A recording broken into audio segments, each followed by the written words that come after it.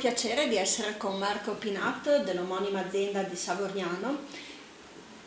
Lui produce un vino molto particolare con un nome anche evocativo che rappresenta il suo carattere. Però io prima di parlare del vino volevo chiederti qualche informazione sul tuo logo che è molto particolare. Sì, il logo diciamo, esprime un po' la mia famiglia anche, quindi dove troviamo appunto il cognome Pinat, che si vede molto bene, poi c'è un piccolo uccellino che è diciamo lo scricciolo, fa vita in friulano, perché abbiamo avuto questa passione ornitologica, e poi nella parte sotto l'uccellino c'è anche scritto PM, perché diciamo noi siamo Pinat, ma abbiamo tutti in famiglia il nome con la M.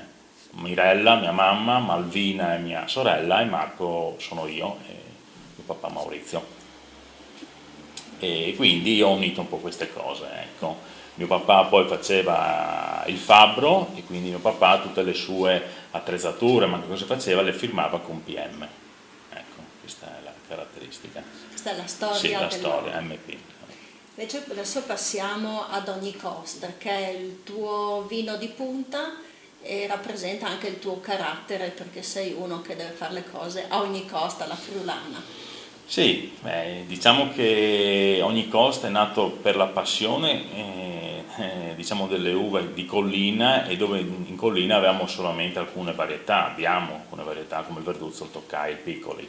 Il Verduzzo è una varietà che da noi in Friuli per il 99% viene fatto un vino dolce, ma c'era sempre stata la tradizione anche di vini comunque non dolci ma secchi, anche a base Verduzzo, e io quindi ho voluto portare avanti questo vitigno in questa forma.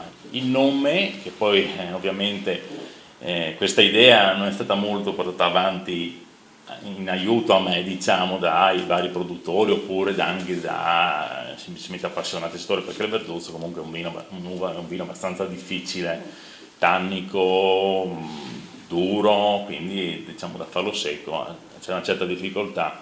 Ma quindi questo nome Ogni Costa che gli ho dato perché devo appunto alcuni anni fa acquistare un terreno su cui devo piantare una vigna, e un incontro che ho fatto con un produttore, Angelo Gaia, che era venuto in Friuli a trovare, diciamo, a curiosare nelle nostre aziende, in alcune aziende del Friuli importanti.